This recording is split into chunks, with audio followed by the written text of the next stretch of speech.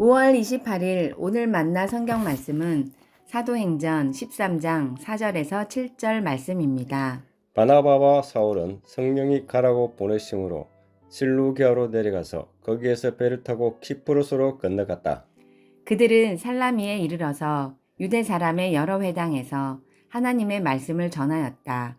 그들은 요한도 또한 조수로 데리고 있었다. 그들은 온 섬을 가로질러 바보에 이르렀다. 거기서 그들은 어떤 마술사를 만났는데 그는 거짓 예언자였으며 바예수라고 하는 유대인이었다.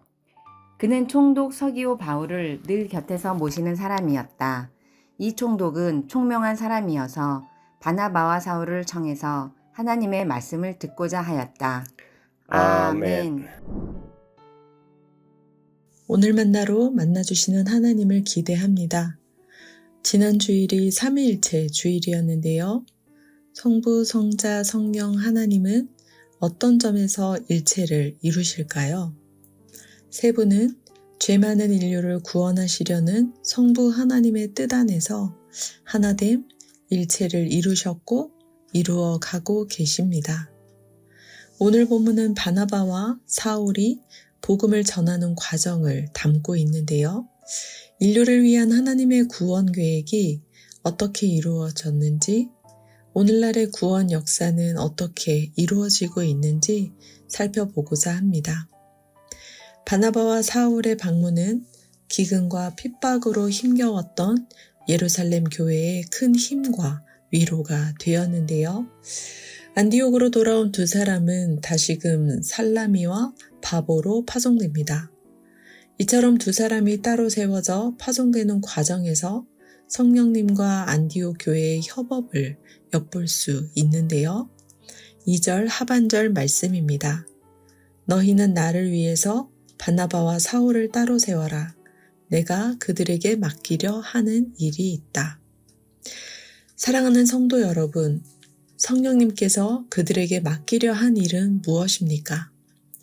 안디옥의 동쪽 살라미뿐만 아니라 온 섬을 가로질러 서쪽 바보에 이르러 하나님의 말씀을 전하는 것입니다. 이를 위해 성령님은 바나바와 사울을 따로 세우라 말씀하셨고 안디옥 교회는 그 말씀에 순종하여 금식하고 기도한 후 두 사람을 파송했는데요. 이것이 성령님과 안디옥 교회의 협업이자 복음 전파를 위한 하나님의 선교입니다. 이처럼 안디옥 교회뿐만 아니라 성령님의 보내심을 받은 두 사람은 살라미 여러 회당에서 하나님의 말씀을 전했습니다.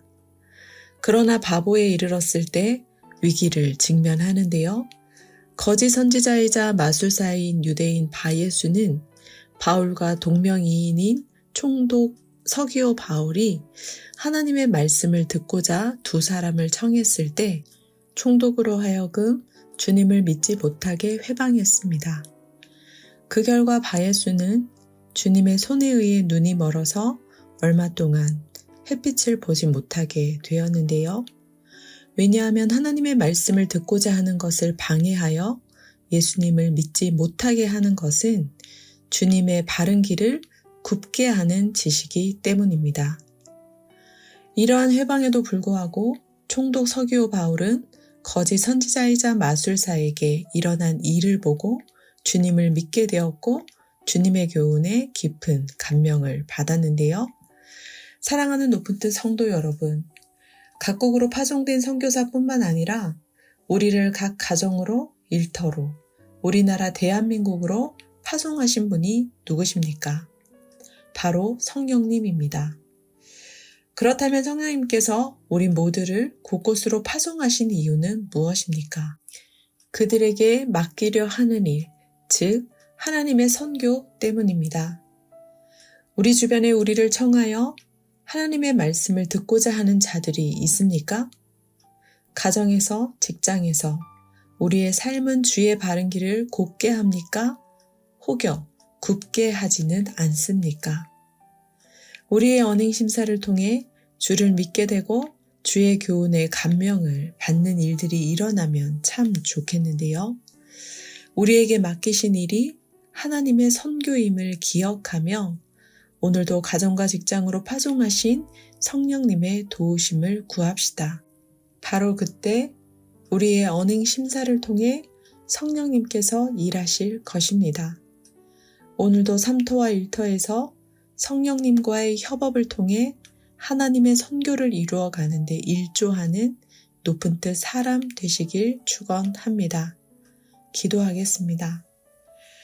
속임수와 악행으로 가득 찬 우리를 내버려 두지 않으신 하나님, 주의 바른 길을 걸어갈 수 있도록 수많은 복음 전도자를 파송하시고 주의 교훈을 전하게 하심에 감사드립니다. 선교사님을 비롯하여 우리도 각 가정과 세상으로 파송된 자임을 기억합니다. 성령님과의 협업을 통해 복음을 전하는 삶이 되게 하옵소서. 삶으로 하나님의 선교를 이루신 예수님의 이름으로 기도합니다. 아멘. 2가지 제목으로 기도하겠습니다. 첫째, 가정생활도 사회생활도 성령님의 도우심이 필요합니다.